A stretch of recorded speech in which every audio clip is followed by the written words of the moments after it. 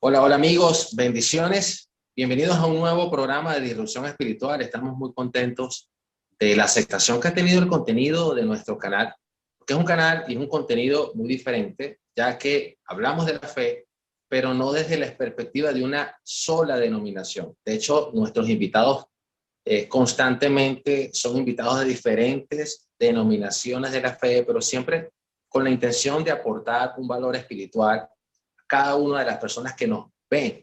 Ahora bien, vale la pena destacar que nuestro objetivo no es hacer un debate con nuestro invitado, sino escucharlo, aprender, tomar lo importante, que usted tome lo importante y también bendecir la vida de las personas, ¿no? Que es la intención.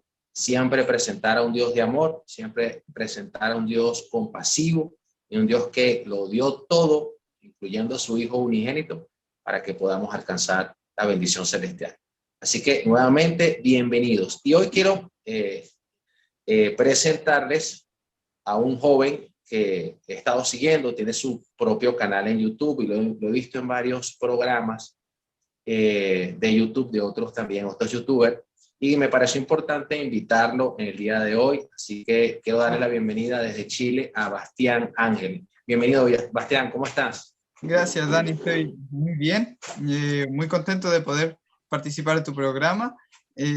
Gracias por la invitación y nada, y con ansia de poder compartir algo de lo que el Señor nos da cada día, ¿no? Espero que estés preparado, Bastián, y que Dios te guíe, porque vamos a darte algunas preguntas que son bastante, digamos que profundas. Esperemos que puedas dar un aporte para poder entender el mensaje que nos estás brindando. Uh-huh. Y bueno, vamos con la primera. Bastián, ¿hay perdón disponible para todos y cada uno de nuestros pecados? Ok, me parece que es una pregunta que tiene doble filo, ¿no? Está el concepto de un perdón provisional, ¿no? Está el concepto de un perdón donde Jesús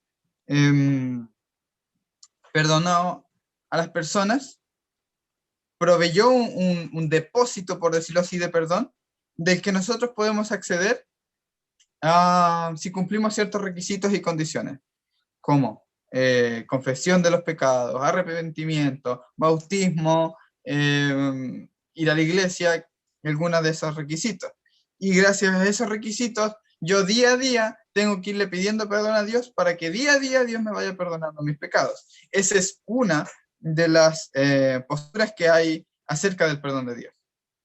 Entonces esa es la primera postura acerca de un perdón provisional. O sea, que Dios proveyó cierto depósito de perdón al que nosotros accedemos creyendo, pidiendo perdón, y es cada día debemos volver a pedirle perdón por los nuevos pecados, y si alguno de esos pecados no confesamos, ese pecado no está perdonado.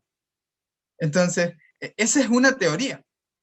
Pero la Biblia, cuando vamos a la Biblia, nos muestra noticias asombrosamente diferentes y maravillosas. En primer lugar, nos muestra un Dios que es, no que tiene, sino que es amor. Cuando Pablo escribe su carta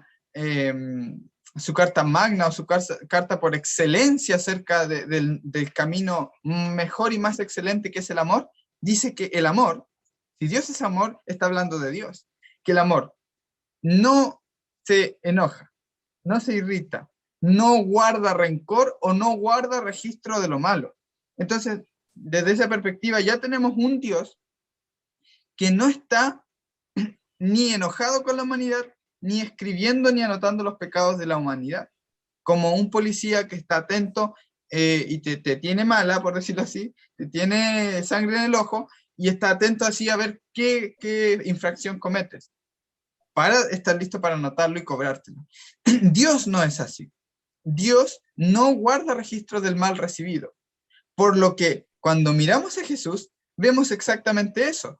Vemos un Jesús que lo torturamos, que el ser humano lo odió, le tuvo miedo, se alejó. Y cuando él quiso venir a buscarlos, lo mataron, lo torturaron, lo escupieron, lo insultaron, lo crucificaron en la cruz. Y allí en la cruz, estando crucificado y todos burlándose de él, él ora a Dios y le dice, Padre, perdónalos porque no saben lo que hacen. O sea, Jesús no guarda registro de lo malo. Ahora, queda la pregunta, ¿Dios es como Jesús o es un poco más severo que Jesús? Lo cierto es que Jesús dijo que Él vino a revelarnos al Padre, que nadie envió al Padre y que solo Él le dio a conocer, que el Padre a nadie juzga y que Él tampoco condena a nadie. Él dice que el que me ha visto a mí ha visto al Padre. Hebreos 1:3 dice que, desde el 1 al 3 dice que se nos habló por los profetas, por los padres, pero en el final del tiempo se nos habló por el Hijo, quien es la imagen misma de su sustancia. O sea, tal cual como es Jesús, así es el Padre. Por lo tanto, la pregunta es, ¿el Padre perdonó a esos que maltrataron a su Hijo? Y el Padre respondería diciendo, bueno, si no escatimé a mi propio Hijo, ¿cómo no les daré también todas las cosas el perdón? Y ya que ni la muerte de mi Hijo, ni que lo persiguieran en vida, ni la espada, ni la desnudez de mi Hijo, ni el hambre de mi Hijo, los podrá separar del amor que tengo por ustedes, en Cristo Jesús. O sea, Jesús es el amor del Padre manifestado, y cuando vemos a Jesús vemos que el Padre tampoco está enojado con la humanidad, y que es más, y con esto quiero mencionar, y como quebrar esa perspectiva de un perdón como un depósito de perdón al que hay que acceder mediante llaves y condiciones. Cuando vemos en 2 Corintios 5:19, vemos que Dios en la cruz estaba en Cristo. O sea, Dios estaba en Cristo, o sea, estaban siendo uno y la misma obra. Y estaba reconciliando consigo al mundo. O sea, Dios no está diciendo que Él estaba diciendo, bueno, el mundo me ofendió, pues ahora, para que me paguen la deuda, yo mataré a mi hijo, derramaré mi ira sobre él para poder perdonarles a ustedes. No, no, no. Dios está diciendo que el mundo se había alejado y a través de su hijo, Él lo estaba trayendo de vuelta así. ¿De qué forma? Cuando Jesús viene, los designios de la carne son enemistad contra Dios. Desde el Edén están culpando a otro y que muera otro y no yo. La mujer que tú me diste, la serpiente que tú creaste, indirectamente culpan a Dios, dicen que Dios debe morir. Entonces, cuando viene el Cordero de Dios, el corderito que pertenece a Dios, ¿ellos qué hacen con su cordero? Lo toman y lo matan. ¿Cómo responde a esto Jesús? Pues poniendo la otra mejilla. Si alguien te quiere golpear en una mejilla, pone la otra. Ok, si alguien te quiere matar, que era lo que querían hacer los fariseos, aquí estoy. O sea, lo que hace Jesús es se entrega por nosotros. Cuando los israelitas escucharon la predicación de Pedro y le dijo, ustedes mataron a Jesús, porque no sabían lo que hacían, pero ustedes mataron al Mesías, se circuncidaron de corazón y dijeron, ¿qué hemos hecho? Entonces, cuando tú te das cuenta que has matado al que te ha amado y ha hecho bien, te quiebra el corazón. Entonces, el Padre está reconciliando al mundo que estaba enojado con él y trayéndolo de vuelta a sí mismo. O sea, estoy desglosando el versículo de 2 Corintios 5:19. Pero luego dice algo más sorprendente. La mayoría del mundo cristiano piensa que la cruz fue el único momento donde Dios tuvo en cuenta los pecados y allí los castigó. Pero dice que estaba en Cristo no tomando en cuenta el pecado de los hombres. O sea, que ni en la cruz Dios estaba teniendo en cuenta el pecado de los hombres. Que la cruz es la revelación del amor del Padre y del Hijo. No es Jesús saldando una deuda con el Padre por nosotros, porque eso de sustitución legal, no es real, es una ficción legal, porque nadie paga por otro, nadie salda la deuda de otro. Lo que sí hace Dios es perdonar. O sea, Dani, si yo te digo, ok, me debes tanto dinero. Yo te puedo decir, Dani, te perdono, no te preocupes, no hay nada que pagar, yo te perdono. O te puedo decir, ok, Dani, yo te voy a perdonar una vez que tú pagues la deuda.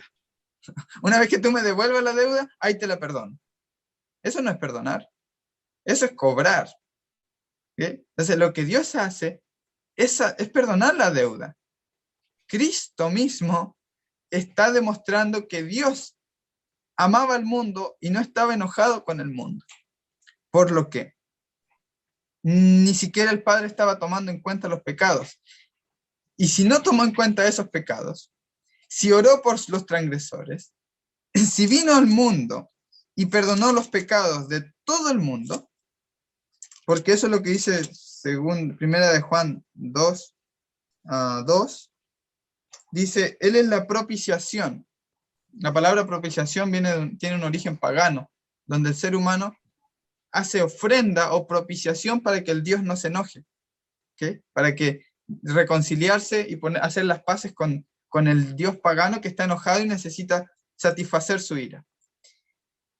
Es revolucionario que ahora no es el ser humano quien hace una propiciación, sino que es Dios quien hace la propiciación para reconciliarse con el ser humano. O sea, es Dios quien toma la iniciativa de buscar a Adán y Eva cuando ellos se escondieron y tenían miedo. Es Dios siempre que busca. Dios buscó al hombre para salvarle. Buscó al pecador. Fue a la oveja perdida hasta encontrarla. O sea, Él busca la dracma perdida. Él con su amor atrae al hijo pródigo de vuelta y lo abraza, nunca le pone condiciones. Entonces, sigue diciendo en 1 de Juan 2:2, Él es la propiciación por nuestros pecados. O sea, por los tuyos, Dani, que crees en Jesús, por los míos que creo en Jesús, por los de las personas creyentes en Cristo, los cristianos, pero no solamente por los nuestros, quiero decir. O sea, no solamente por ti que vas a la iglesia o crees en Jesús, por ti que piensas que porque eres y te hace llamar cristiano y haces buenas cosas, Él solo te perdona a ti. No. Él es la propiciación por nuestros pecados, pero dice, no solamente por los nuestros, sino por los de todo el mundo. O sea, Dios estaba en Cristo reconciliando consigo, no unos pocos, no una minoría, sino al mundo. De allí que yo creo que ha perdonado a todo el mundo.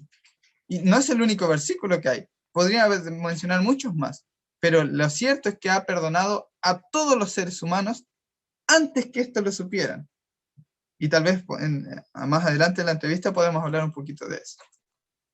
Sabes, Bastián, que una de las críticas que haces tú, le hacen a tu mensaje, es el hecho que hay otros versículos que contrastan el tema de juicios de Dios. Por ejemplo, Apocalipsis, las copas de ira muestran un Dios que de alguna otra manera tiene que ejercer una justicia porque hay un clamor de las personas que están sufriendo.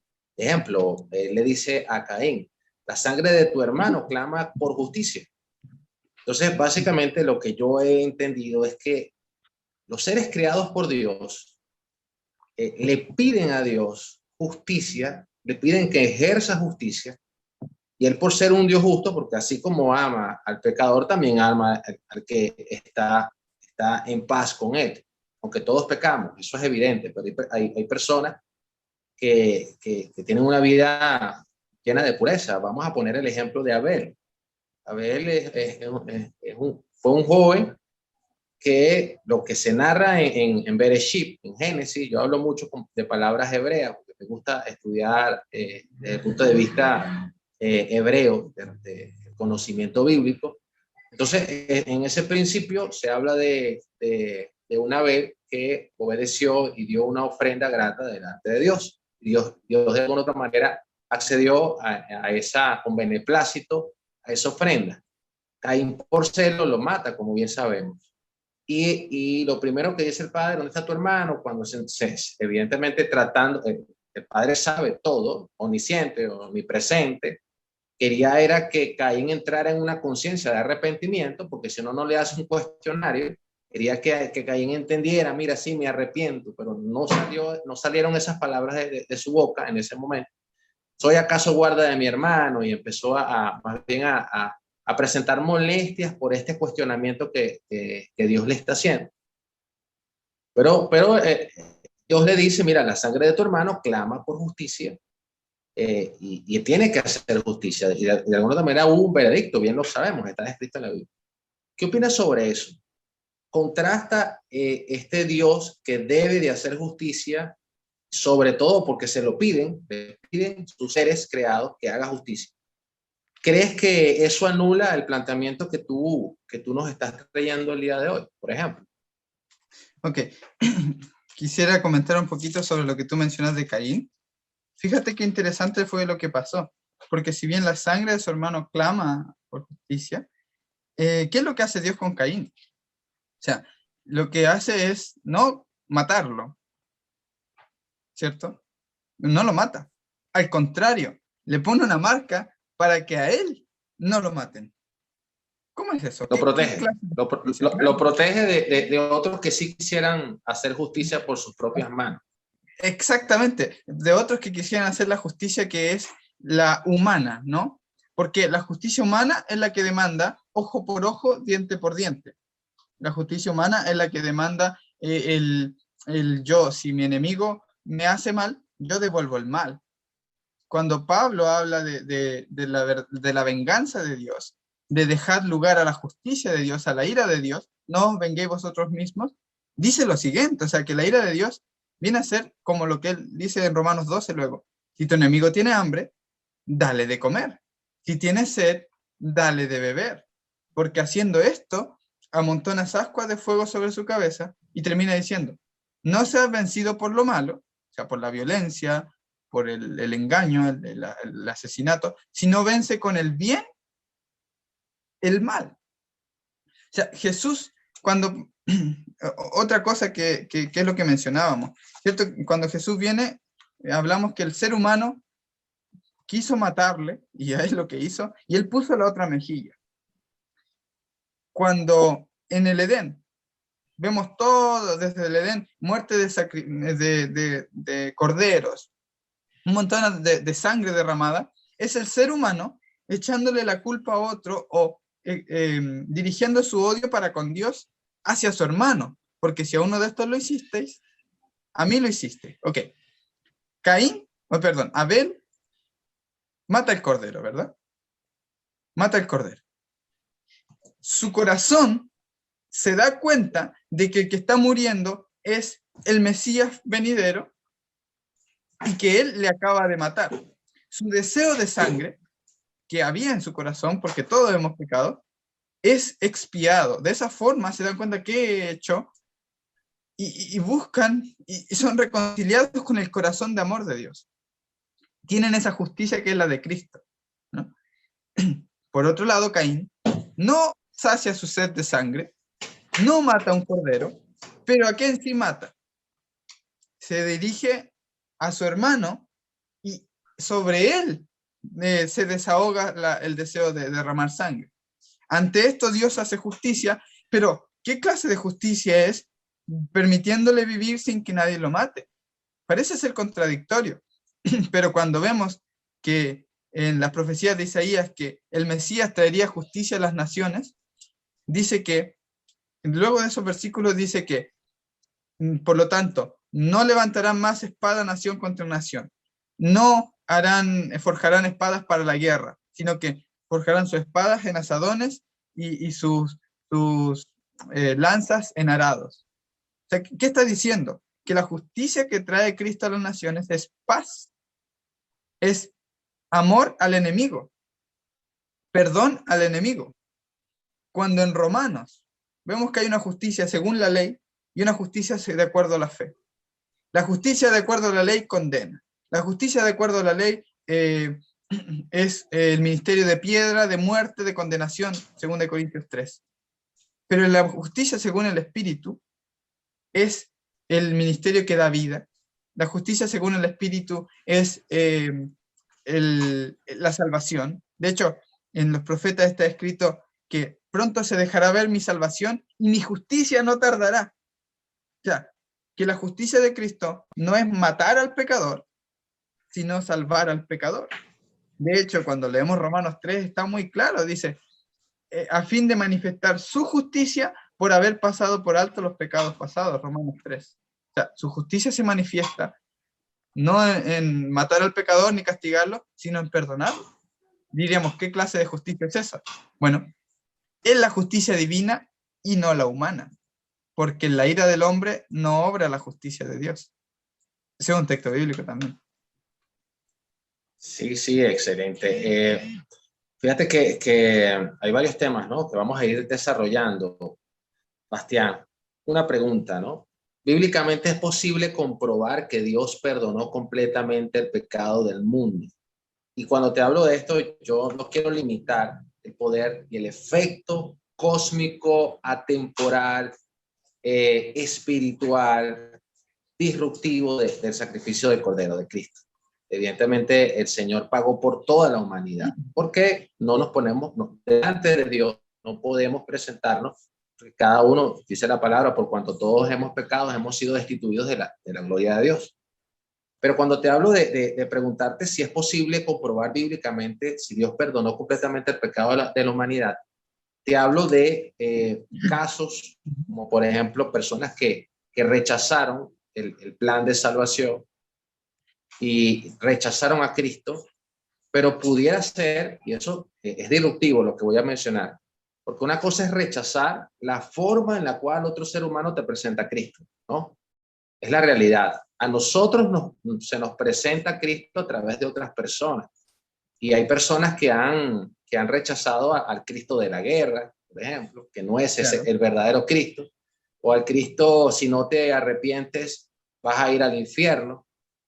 Ese no es el Cristo de la Biblia. Al Cristo de si no te arrepientes vas a morir eternamente, tampoco es el Cristo de la Biblia.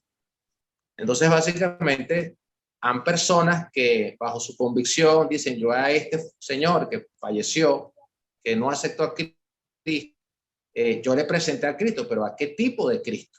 Le presentaste al verdadero Cristo.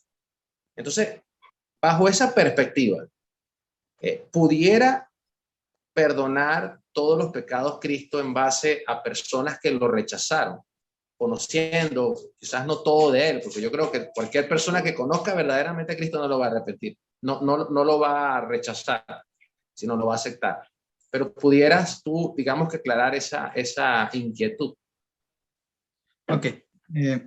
Bueno, en primer lugar,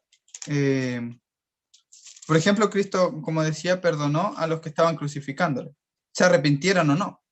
Ahora, el arrepentimiento en la Biblia no es un lamento por el pecado, sino, la palabra es metanoia en griego, es cambio de opinión.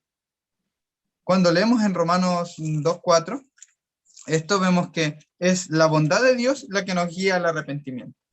E ignoras que la riqueza de su benignidad, bondad, benignidad y longanimidad te guían al arrepentimiento. O sea, por un lado puede estar el juicio del hombre, o sea, arrepiéntete pecador porque si no van a venir los juicios de Dios sobre ti. Pero Pablo está diciendo, tú haces lo mismo, o sea, tú que juzgas no tienes excusa, ignoras que es el amor, es el perdón, lo que guía a los seres humanos a cambiar su opinión acerca de cómo es Dios. O sea, yo puedo pensar que Dios me está condenando y juzgando, por eso Adán y Eva se alejaron y tuvieron miedo. Pero la Biblia dice que en el amor no hay temor. O sea, en Dios no hay temor, que el perfecto amor echa fuera el temor. ¿Por qué? Porque el temor, quiero definir esto, Dani, para poder responder la pregunta.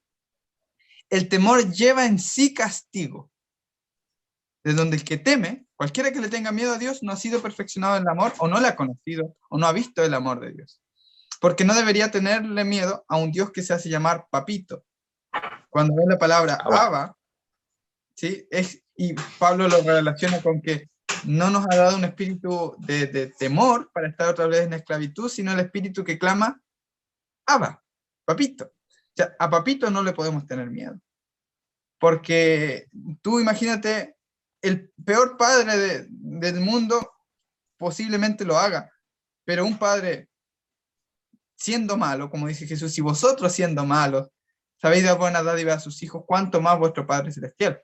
Si vosotros siendo malos, no quemaríais a tu hijo en el infierno por una eternidad, porque se portó mal un periodo de tiempo, tampoco Papito Celestial, que es más infinitamente amoroso, lo haría. Existía la palabra griega es Gehenna, para lo que se traduce como infierno, el valle de Tofet. El valle de Tofet es un lugar donde los israelitas echaban a sus hijos y los pasaban por el fuego, los quemaban como prenda. Dice, es abominación para mí que eches a tu hijo al valle de Tofet. O sea, si para Dios era abominación eso, ¿Él lo hace entonces? ¿Él echa a sus hijos a ese valle? ¿Él los mete en un fuego para quemarlos? ¿Qué clase de Dios hace eso? Ahora, definirlo de castigo. ¿Por qué el temor trae en sí castigo? Mira, cuando Jesús contó una parábola, la contó a los fariseos. Dice que los fariseos le temían al pueblo de que lo apedrearan. Y le dijo lo siguiente, le dijo que envié a mi hijo, envié siervos y estos lo apedrearon, los de mi viña.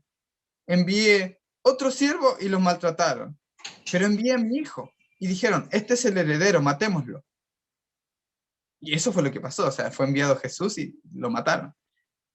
Entonces, Jesús deja la pelota botando en la otra cancha, para que la pateen los fariseos. Léanlo y van a darse cuenta que así es. O sea, y le dicen, ¿qué hará el Señor de la viña cuando venga a ajustar cuentas? Noten que Él no les dice qué es lo que va a hacer. O sea, Jesús no les dice que el Señor de la viña los va a tomar, los va a matar, los va a golpear. Es una manera rabínica de contestar con otra pregunta. Era una forma, una metodología hebraica. Claro. Era un concepto rabínico. ¿Y qué contestan los fariseos? Los tomará, quemará sus casas, dará la viña a otros y los expulsará. Entonces Jesús dice algo sorprendente, como, por tus palabras serás justificado y por tus palabras serás condenado. Con el juicio que mides serás medido y con la vara que mides no se volverá a medir. O sea, Jesús no es el que va a tomar, les va a quitar su ciudad, los va a quemar porque Jerusalén fue destruida. Él decía que los cuidaba como la gallina cuida a los pollitos. Él es la gallina, no es el águila, por decirlo así, una ilustración de los romanos que vinieron y destruyeron el cuerpo muerto a Jerusalén. No es el águila, él es la gallina que los cuida. ¿Pero qué? ¿Qué se hizo en su mente? Lo que el impío teme, eso le vendrá. O sea, ellos tenían miedo, tenían ese miedo, ese temor, porque tenían la imagen de un Dios, un Señor, que los castiga o que es como ellos. Entonces, con la medida que juzgan a Dios, reciben ese juicio. Lo pongo en este texto. Juicio sin misericordia será para aquellos que no usan de misericordia. ¿Okay? Hasta ahí voy explicando lo que es la condenación, digamos. Porque los seres humanos que tienen la imagen de un Dios destructor y que los condenan, tendrán ese Dios. No que Dios sea así, pero ellos tendrán la imagen del Dios que se hicieron. Son entregados. Se les da la libertad de creer en ese Dios. ¿Ok? Pero ¿cómo termina el versículo? Ese Dios los juzga, se guarda sus obras, les paga sus pecados, pero el versículo termina así. Pero la misericordia triunfa sobre el juicio. Ahora, respondiendo a lo que tú dices, Dani, puede que haya personas que no hayan creído en Jesús. Puede que hayan personas que hayan rechazado también a Jesús por la clase de Jesús que le presentan. Un Dios que manda a matar a bebés, a niños, a mujeres, y todavía siguen diciendo... Un Dios bipolar. Juan 3, 17 al 18, dice que Dios no envió a su Hijo al mundo para condenar al mundo, sino para que el mundo sea salvo por él. O sea, Dios envió a su Hijo a ser el Salvador del mundo, como dice Primera de Juan 4:14. Nosotros hemos visto y damos testimonio de que el Padre ha enviado a su Hijo para ser el Salvador del mundo. Y sigue diciendo, el que en él cree no es condenado, ¿okay? Pero el que no cree ya ha sido condenado. Pero ahora explica la razón. No ha sido condenado por sus pecados, no ha sido condenado porque pecó Adán, porque el pecado de Adán ya fue levantada la sentencia de todo el mundo. Léanlo en Romanos 5:18, van a encontrar que dice, así como por la transgresión de uno, todos los hombres fueron condenados, de la misma manera, por la justicia de uno, vino la justificación de vida a todos los hombres. O sea, la condena de Adán afectó a todos y tampoco nos preguntó Adán si queríamos ser condenados o no. Simplemente nacemos condenados. Pero Cristo, tanto más abarcante, para todo el mundo, levantó esa sentencia. Cristo no solo perdonó la sentencia de Adán, si leen Romanos 5 van a ver que así dice, sino que también dio la justicia a todo el mundo. Así como en Adán todos pecaron y fueron condenados, en Cristo todos son vivificados y reciben justificación de vida. O sea, Adán condenó a todos, Cristo perdonó a todos. Así sin más. Porque nadie nos preguntó si queríamos ser condenados. Tampoco Cristo, para hacer justicia, nos pregunta si queremos ser perdonados, porque Él simplemente lo hizo, nos perdonó. Nos levantó la sentencia que nosotros no escogimos tener. Él escoge levantárnosla sin preguntarnos tampoco. Y así es, porque tú y yo no habíamos nacido en la cruz. Tú y yo no habíamos nacido cuando eligió enviar a su Hijo desde el principio del mundo. Ni habíamos nacido cuando Adán pecó. Así que no hay mérito en el ser humano para decir, bueno, yo escogí salvarme, tengo méritos porque yo escogí que Dios me perdone. No, por eso Pablo dice, ¿dónde está la jactancia? Cuando termina de decir, dice, ¿por qué las personas son condenadas? Ya que sabemos que no es por pecados, ya han sido condenadas porque no han creído en el nombre del unigénito Hijo de Dios. El nombre en la Biblia es el carácter. O sea, si alguien está ahora, porque dice ya ha sido condenado, no en el futuro, si alguien está ahora bajo condenación, si en la resurrección está bajo condenación, unos para vida y otros para condenación, vergüenza y confusión, ¿no? Si en la resurrección están bajo condenación, no es por pecados, es porque no han creído en el carácter de su Hijo. Creer en el carácter de Jesús implica creer que Él te ha perdonado.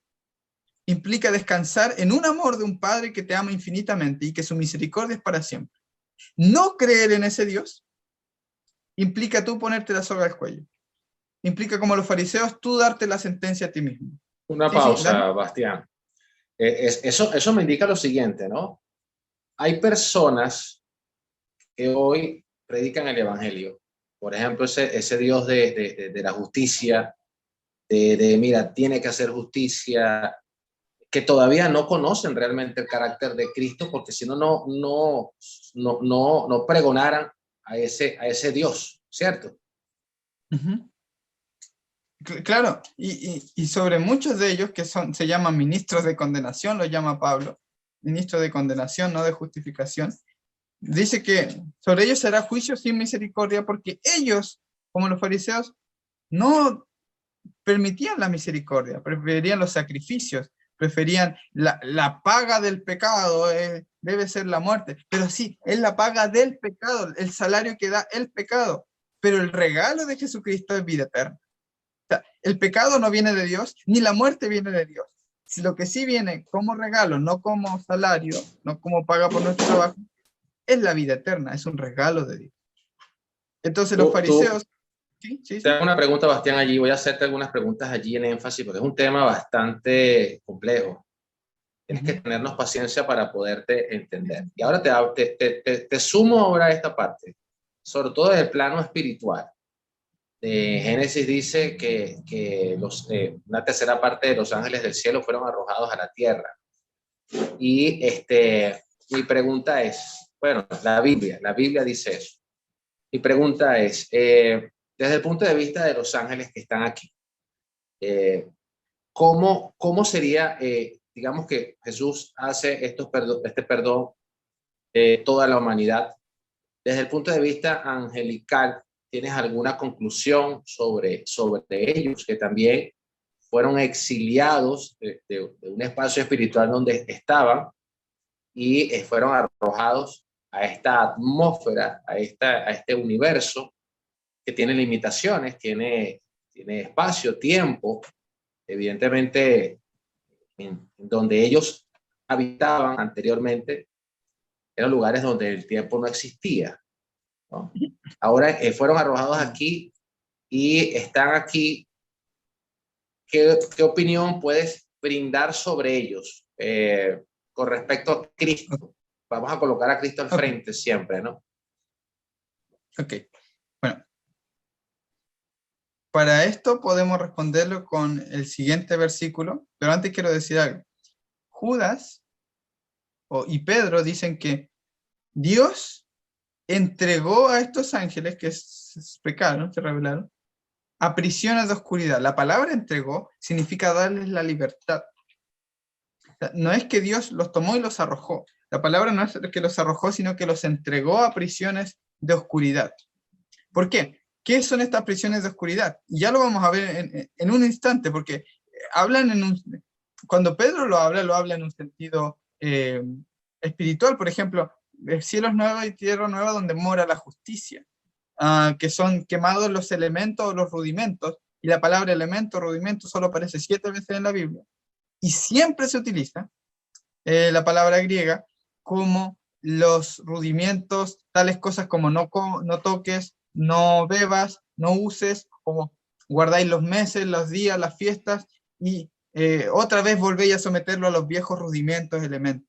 Lo que es quemado, porque Pedro habla de la destrucción de Jerusalén, son todas esas tradiciones de hombres.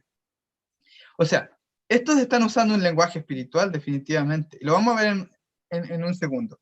Cuando Jesús dice que son condenados porque no creen en el nombre de su Hijo, son condenados en tiempo presente, ¿okay? Porque ya han sido condenados. ¿A qué voy con esto? Cuando vemos el típico texto, Juan 3:16, yo no sé, tan típico que poco atención le prestamos, o sea, tan cliché que pierde su belleza. De tal manera amó Dios, no dice que amó a algunos pocos, dice que amó al mundo. O sea, lo que a partir de ahora va a hacer es para todo el mundo.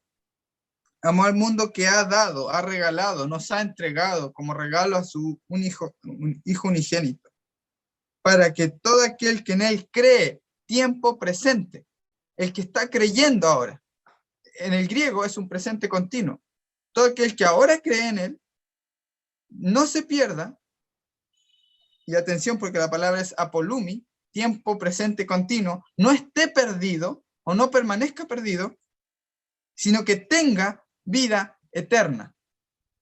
Esto de tenga vida eterna, lo define Jesús, dice, esta es la vida eterna, que te conozcan a ti, al único Dios verdadero, y a Jesucristo que nos has enviado.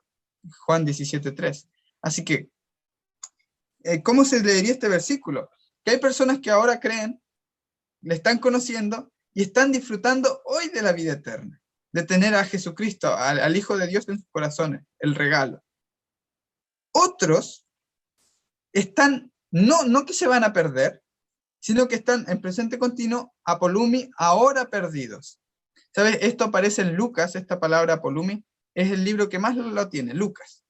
Y el capítulo de Lucas que más contiene esta palabra es el capítulo 15 de Lucas. Y la mayoría conocerá ese capítulo. La parábola de la oveja perdida, la parábola del hijo pródigo y la parábola de la dracma perdida. Y yo les pregunto a los que están escuchando, esa oveja que se perdió, ¿quiere decir que se fue aniquilada eternamente? Esa dracma que se perdió, ¿cómo utiliza la palabra polumi Lucas? ¿Lo utiliza para decir que la dracma era pecadora, nunca aceptó a Cristo y se perdió? ¿Quién es el dueño de esa moneda? ¿Quién es el dueño de esa oveja?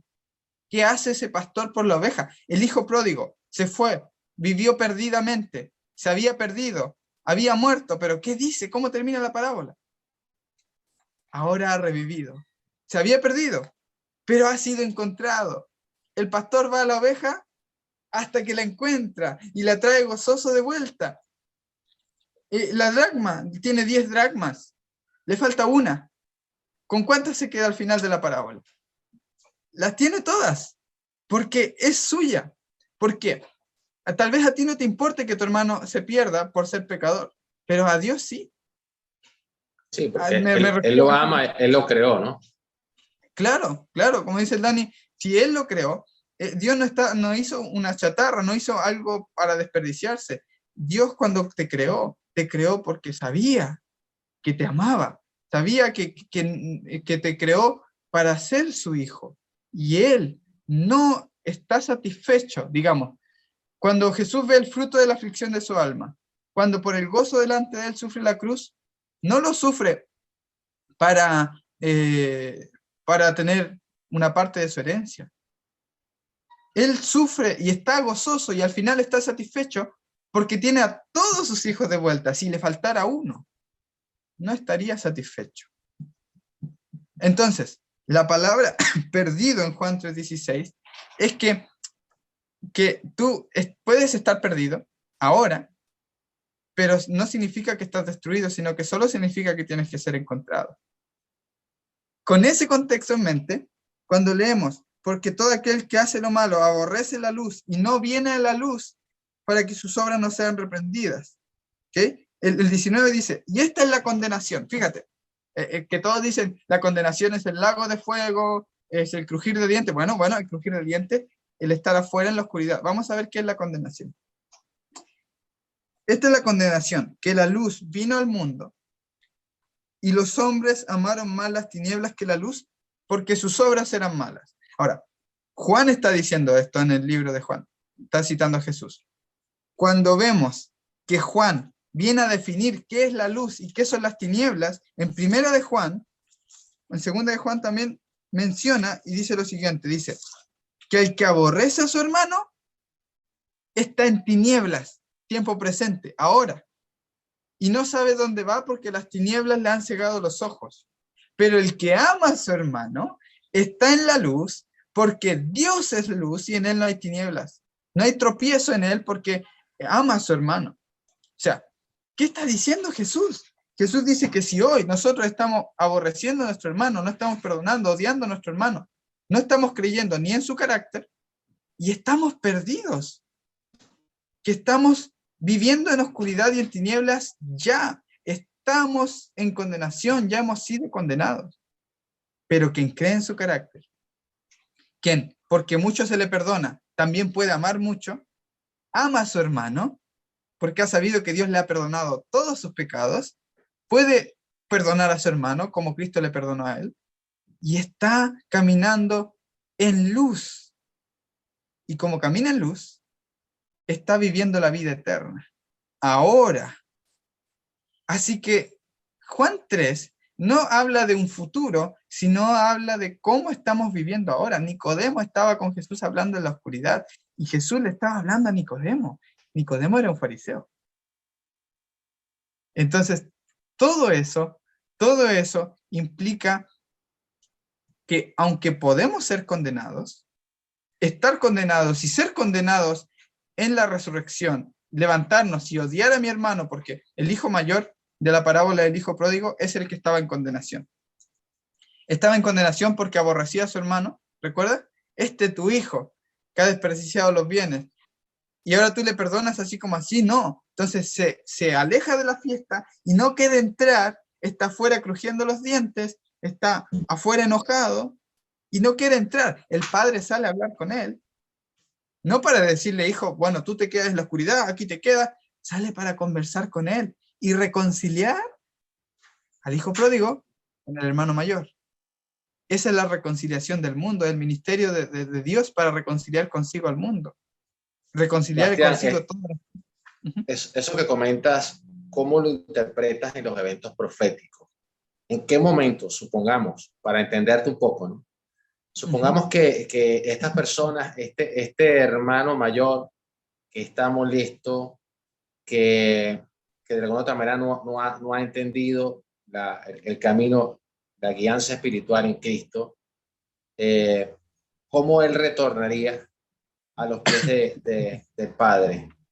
De manera, Okay. me imagino yo, porque una de las cosas que son vamos a hablar de las críticas también, que se hace a este tipo de contenido es ese, ¿no? Que el hablar de las personas que no quieren estar con Dios y siente la gente que, bueno, pero si esta persona no quiere estar con Dios porque es ateo, porque no validó la cruz, porque no quiso, ¿por qué llevarlo a la fuerza al reino? Ok. Ese tipo de preguntas tienen conexión de alguna otra manera, Bastián. Sí la tienen y es muy válida la pregunta, la verdad, muy, muy válida. Y, ok, lo ponemos de esta forma entonces.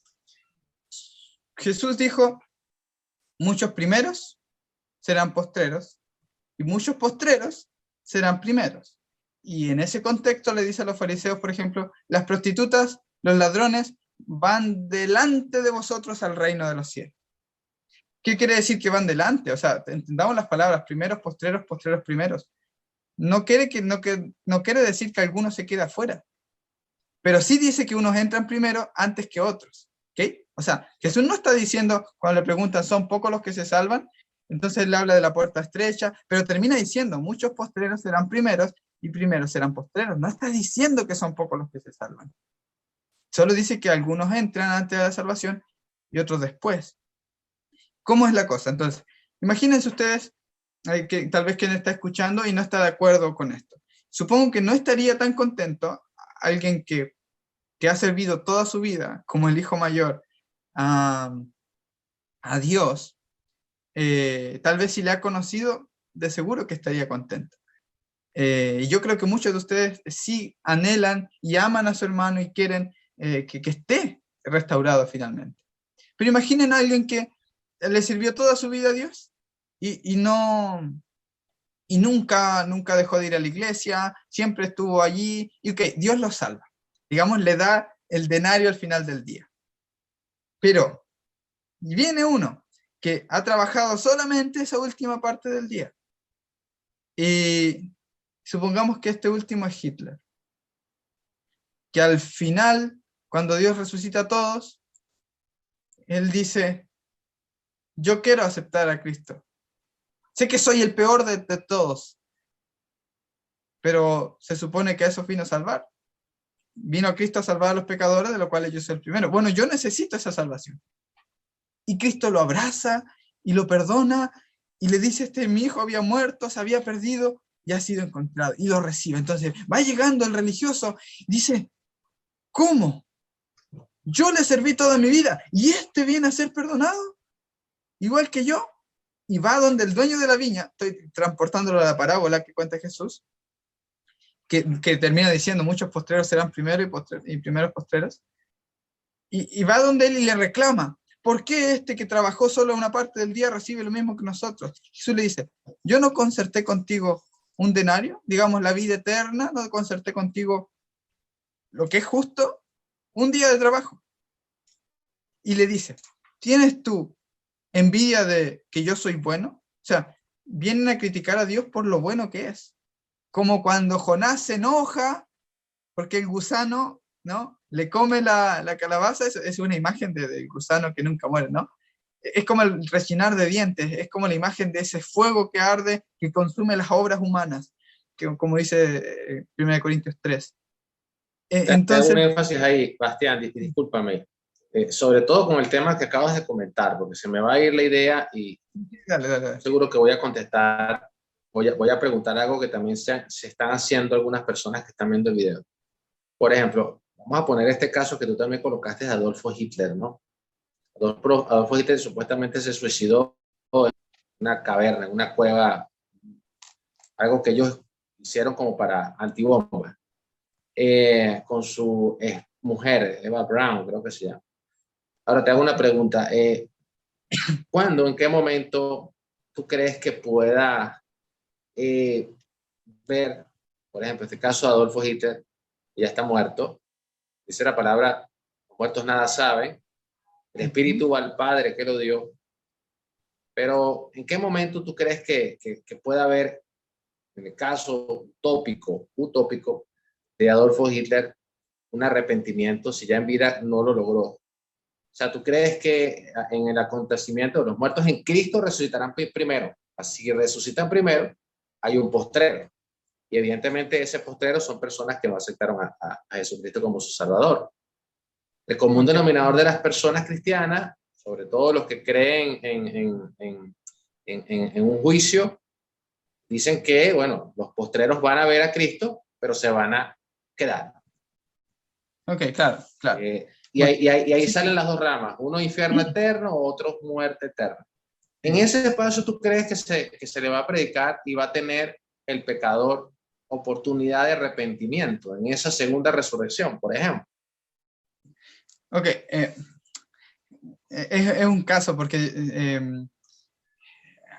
tendría que explicar un poco acerca de cómo el asunto de la resurrección, ¿no? Dice Pablo que los muertos en Cristo resucitarán primero antes de que nosotros seamos transformados. A eso se está refiriendo, no primeros que otros. De hecho, Jesús dice, viene la hora, y ahora es cuando todos los que estén en los sepulcros, eso no excluye a nadie, resucitarán. Unos para vida eterna y otros para condenación. ¿Qué era lo que estábamos hablando? Condenación. ¿Sí? Ese resinar, ese estar afuera, ese estar el último. Entonces, Jesús habla de una resurrección mundial, completa, universal. O sea, no queda nadie en los sepulcros cuando Él los hace resucitar. De hecho, claro, están los muertos en Cristo, pero también en 1 Corintios 15, Pablo habla de los que son de Cristo. O sea, Cristo, las primicias, luego los que son de Cristo en su venida, y luego el fin. O sea, no menciona otro grupo. O sea, Cristo, las primicias, luego los que son de Cristo en su venida, y luego el fin. O sea, no menciona otra resurrección. Así que en esos que son de Cristo son todos, porque Él ha comprado a todo el mundo. O sea, en Adán todos mueren, en Cristo todos serán vivificados. Así que desde ese punto de vista ocurre un evento donde todos están al día, ¿no? Están al tanto, están en ese momento. Y quisiera explicarlo desde esta perspectiva. O sea, el juicio es algo parecido a lo que hizo José con sus hermanos. Si ustedes comparan a José con Jesús, pero van a encontrar una infinidad tremenda de similitudes. De partir a la cisterna, el manto, las vestiduras que son un montón de cosas. Entonces, digamos, al igual que José es levantado a la diestra de Faraón, Jesús es levantado a la diestra de Dios. Es una imagen, un tipo. Los hermanos de José le vendieron, le golpearon, lo metieron a la fuerza y lo vendieron como ¿okay? Igual que Jesús, fueron vendidos ambos por monedas de plata. Entonces, cuando vienen los hermanos, a donde el faraón, ¿ok? Entonces José tiene una máscara de faraón, ¿sí? Una imagen, digamos, como egipcia, de un dios del bien y del mal, ese que recompensa y castiga. Entonces, cuando José llama a sus hermanos y los va a probar, les dice, les pone la copa en el cesto de Benjamín. Como dice Jesús, este es uno de mis hermanos más pequeñitos. O sea, y Benjamín era el más pequeñito de todos. Les ponen la copa en el cesto de Benjamín, digamos, la copa de la ira de José. Y cuando van los hermanos con el cesto, todo esto lo puedo fundamentar bíblicamente, pero lo quisiera ilustrar con esta historia que está bastante clara. Van los hermanos y se dan cuenta, los detienen y dicen que han robado la copa. El problema de los hermanos es que, como hablamos en un principio, daban su vida, o sea, entregaban la vida de su hermano para no ser ellos muertos. Echaban la culpa a la mujer que tú me diste, que muera este por toda la nación, que no perezca, y mataron a Jesús. Lo mismo, para que el Padre los apreciara a ellos, mataron o sea, le vendieron a José, digamos. Ahora, José tiene el derecho de hacer justicia, pero ¿cómo hace justicia? Los prueba. Ellos aborrecen a su hermano, están en condenación, pero cuando les pone esto de Benjamín, como ellos aprecian al Padre y vieron el sufrimiento del Padre, por el sufrimiento del Padre, el mundo es reconciliado, es lo que decía el texto al principio. Entonces ahí el mundo es reconciliado, ¿por qué? cuando los hermanos ven que Benjamín está en peligro, Judá dice, yo voy por Benjamín. Y los hermanos dicen, no, no, no, vamos todos. Entonces, ¿qué han aprendido? Han aprendido a ser guarda de su hermano. Han aprendido la lección de ninguno tiene mayor amor que este, que uno que ponga la vida por sus amigos. O sea, han pasado de muerte a vida, de la oscuridad de las tinieblas de Satanás a la luz del amor de Cristo. Y ahora, cuando hacen eso, cuando Judá, que es de donde viene Jesús, de la tribu de Judá, dice, yo me doy por mi hermano, José se quita la máscara y rompe en llanto. Y ahí termina el juicio. Y luego de ese juicio, cuando todos aprendieron a amar a su hermano, José reúne a toda su familia. Y tiene 2 hijos José. Uno se llama, le pone a uno que en hebreo significa olvido, Efraín y Manasés me parece. Uno significa olvido y el otro significa fructífero. Y es lo que Pedro dice cuando ya todos, cuando está predicando, dice, ustedes mataron al hijo al Hijo de Dios, dice, bautícese cada uno, o sea, para limpieza de la conciencia, para borramiento de los pecados de la conciencia, y para que vengan del tiempo del Señor tiempos fructíferos, ¿sí? O sea, es lo mismo, olvido, porque Hebreos dice que nunca más me acordaré de sus pecados, o sea, todos los pecados han sido perdonados, iniquidades, entonces uno es olvido, no les pesa haberme traído acá, como le dice José, sino que para preservación de vida me envió Dios. Y otro es fructífero, tiempos de refrigerio, tiempos de paz mental, tiempos de perdón, de reconciliación. Es la reconciliación del mundo. Entonces José tiene a toda su familia de vuelta. Han aprendido a amarse unos a otros. Ha habido un juicio, sí. Han estado en condenación, sí, pero estaban perdidos y han sido encontrados. Y al final, si te puedo terminar con esto, Dani, el spoiler final de todo está en Filipenses. Filipenses 2 dice que, yo aquí quiero llamar la atención a alguien que, si alguien sabe utilizar el Strong o el griego, pueda sin miedo ver este versículo y vean que lo que les voy a decir es así. Filipenses 2, 9 al 11, dice que en el nombre de Jesús se doblará toda rodilla de los que están en los cielos, en la tierra y debajo de la tierra. Y toda lengua confesará que Jesús es el Señor. Ahora, esta confesión, Jesús es el Señor, está en Romanos 10 o 10:9 me parece. Todo el que confiese que Jesús es el Señor será salvo. Así que es una confesión para salvación, no solo para reconocer su justicia. Todos confiesan que Jesús es el Señor para gloria de Dios Padre, pero ahora, no sé por qué, pero las traducciones han quitado algo de ahí. La palabra confesar es homologueo en griego, que es decir lo mismo que otro, homologar. Pero esta palabra no es homologueo, es exhomologueo, que si lo ven en griego, significa confesar abierta y gozosamente. José no obligó a sus hermanos a amarlo, ni a reconciliarse. José les enseñó una lección y ellos voluntariamente se dieron por su hermano. Jesús no obligará a las personas a amarlo, pero todos confesarán abierta y gozosamente. El libro de Sofonías, el capítulo 3, dice que después de derramar su fuego y todo el ardor de su ira sobre las naciones, vendrán todos a adorar y servirán al Señor de común consentimiento, o sea, voluntariamente. Eso después del juicio, eso después de ese amor que es las brasas de fuego, de que si tu enemigo tiene hambre, tú le das de comer. Ese es el verdadero Jesús, y creo que el spoiler final lo da Pablo. No diciendo que Dios va a obligar, sino diciendo que todos, conociendo a ese Dios, que se quitó la máscara y se muestra como es uno que llora y se conmueve toda su compasión y su misericordia es para siempre, conociendo que sus pecados fueron todos perdonados, con ese Dios, todos se van a querer quedar.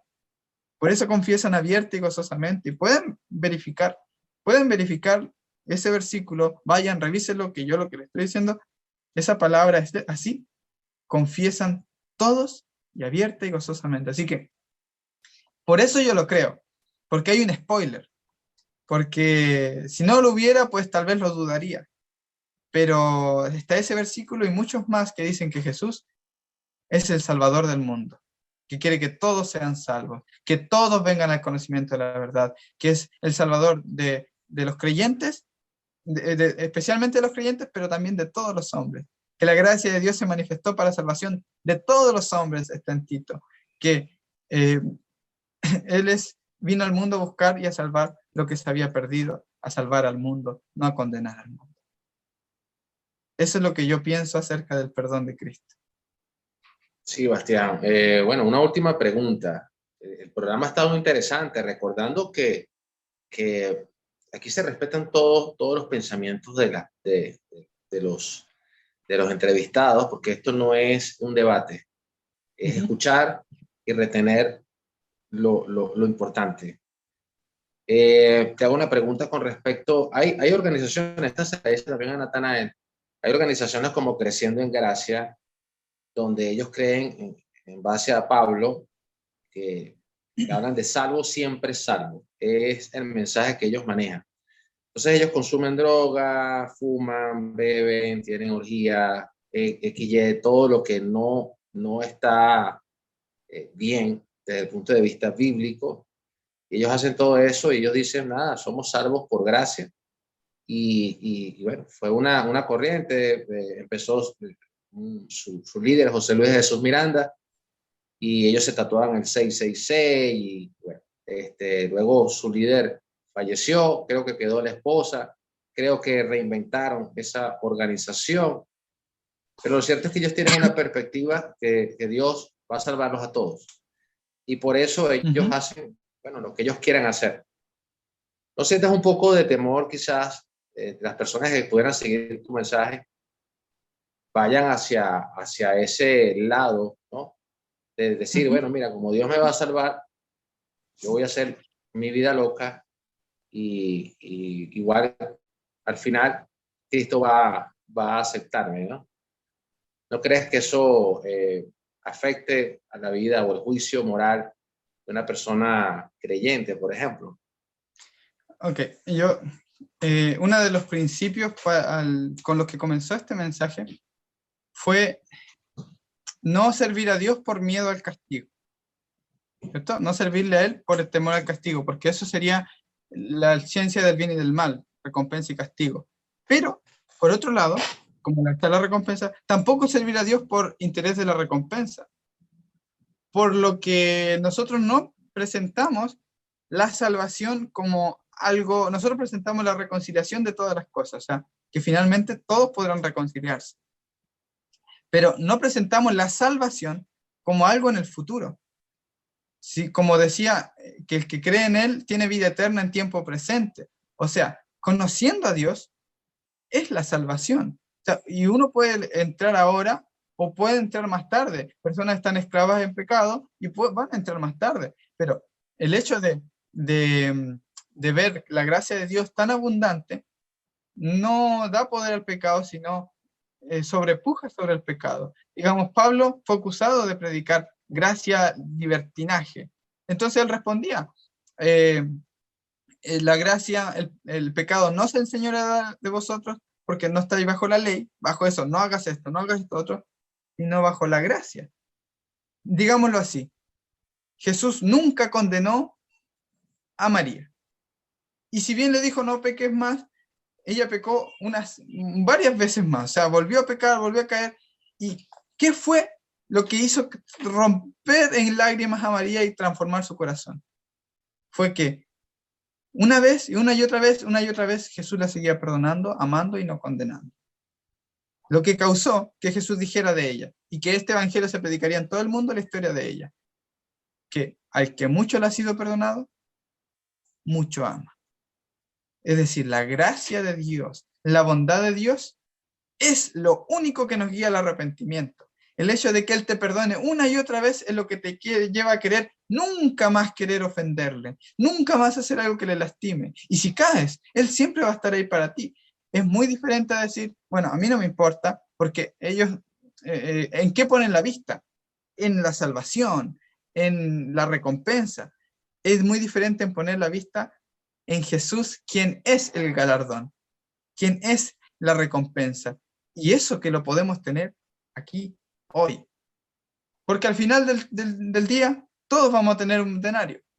Pero si trabajáramos solo por el denario, terminaríamos enojados con el que le pagó a este lo mismo. Pero si trabajamos porque estamos al lado del dueño de la viña, las cosas cambian. O sea, estamos viviendo la vida eterna porque le estamos conociendo a Él. Y claro, quien vive la vida eterna no va a querer ofenderle. Y si hay una persona que se va a beber, que de pronto toma cerveza, porque ahora se dio cuenta de que, pues bueno, Dios no lo condena, no lo va a condenar por eso.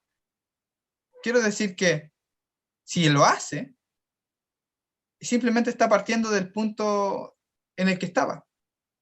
Porque lo más probable es que siempre lo quiso hacer y no lo hacía solamente porque lo iban a juzgar, porque Dios lo condenaba, pero él era así, o sea, en su corazón era así. Entonces, al igual que Jacob, cuando dice su verdadero nombre, el engañador, él dice, bueno, ahora estás listo para partir. O sea, quitémonos las máscaras, seamos sinceros, este soy yo, Señor, de aquí necesito empezar a caminar, tú ayúdame. Pero si empezamos a poner pasos falsos adelante, eso es hipocresía. Si empezamos a poner un manto de santidad y hipocresía, ¿qué es lo que genera eso? El interés por la recompensa, avances a la fuerza, avances falsos. Cuando vemos a alguien que hace eso, como el ejemplo que dice, está demostrando lo que es.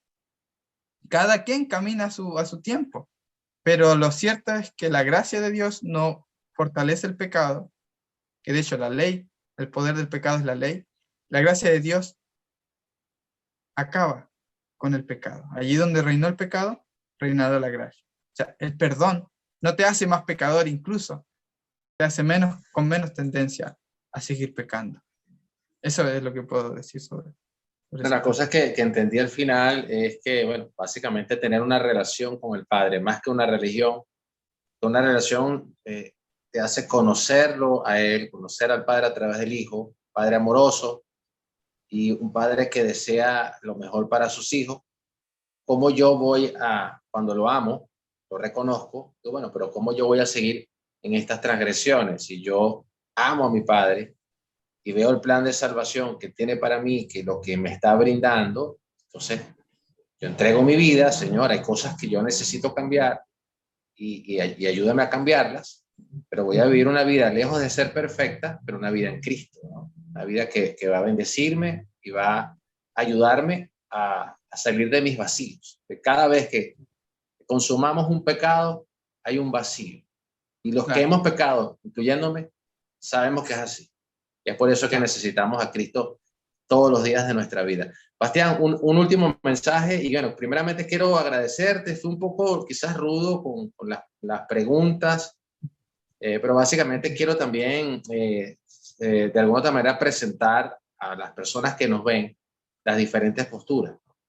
Desde mi punto de vista, pues es razonable el mensaje que estás aportando. Hay cosas que yo comparto, otras no, pero básicamente me agrada que este tipo de mensajes se compartan en mi canal, porque a pesar de que hay cosas que yo no comparto, del mensaje que tú estás transmitiendo, hay cosas que resalto. O sea, yo no creo que Dios venga a buscar una minoría.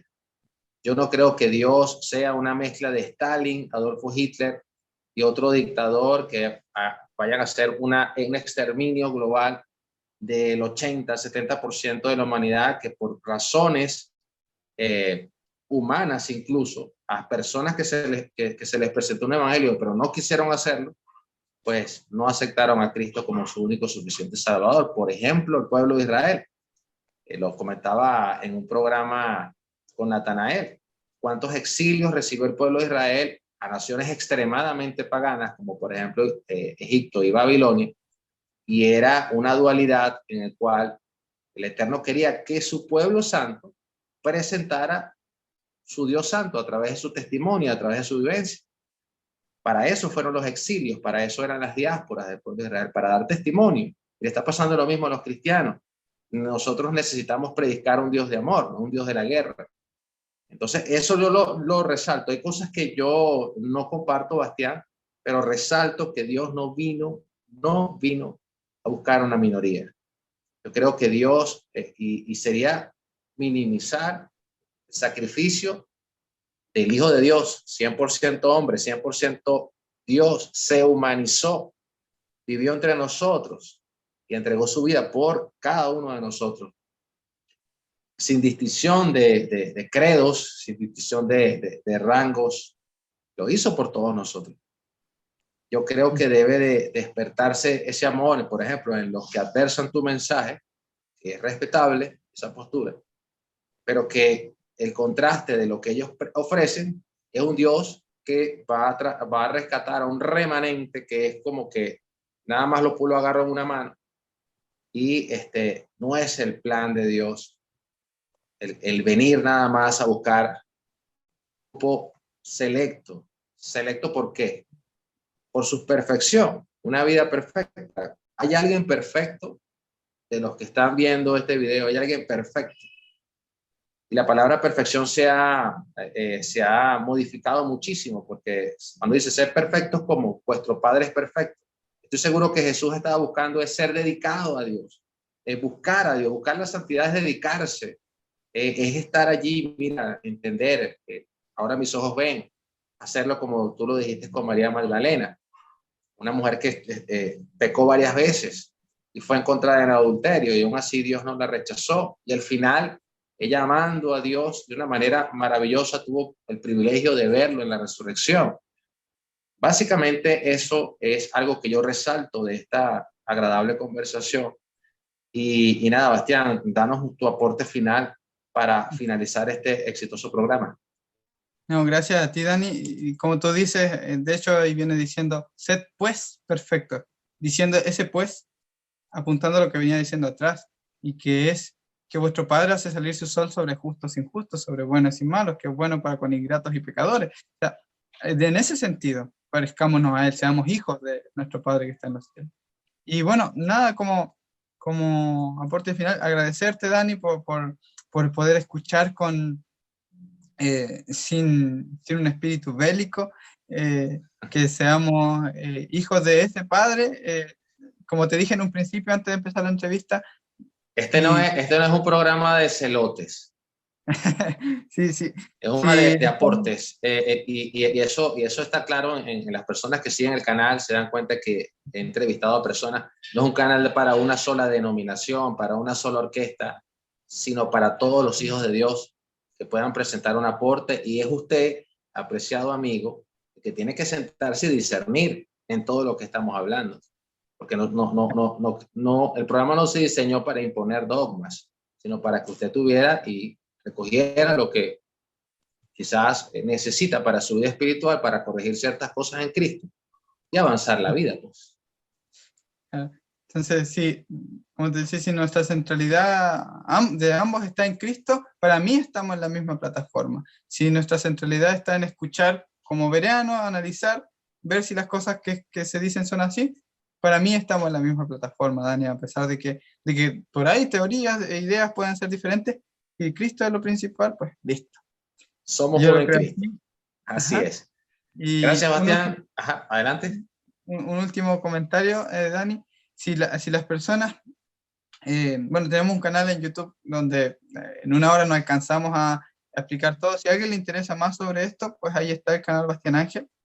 Y si a alguien tal vez no le pareció, no está de acuerdo con una restauración universal, pero sí está de acuerdo con que Cristo perdonó a todos los seres humanos, hay un libro que hemos sacado, está en Amazon, se llama Dios perdonó al mundo. Entonces, yo de por ahí escucho predicadores que estoy de acuerdo en algo, ellos son algunos pentecostales, y en otras cosas no estoy de acuerdo, pero sí me sirven las argumentaciones, porque hay detalles en los que sí estoy y me dan más argumentos. Así que si alguien lo quiere tener, pues allí también está disponible. Y gracias a ti, Dani, por por abrir tu programa para poder compartir más sobre Cristo. Muchas gracias. Gracias a ti, Bastián. Dios te bendiga a ti, a tu familia. Y voy a dejar el link en tu canal en el comentario del video. Así que, bueno, apreciados amigos, gracias. Será hasta otro programa de Disrupción Espiritual. Saludos, saludos. Bendiciones.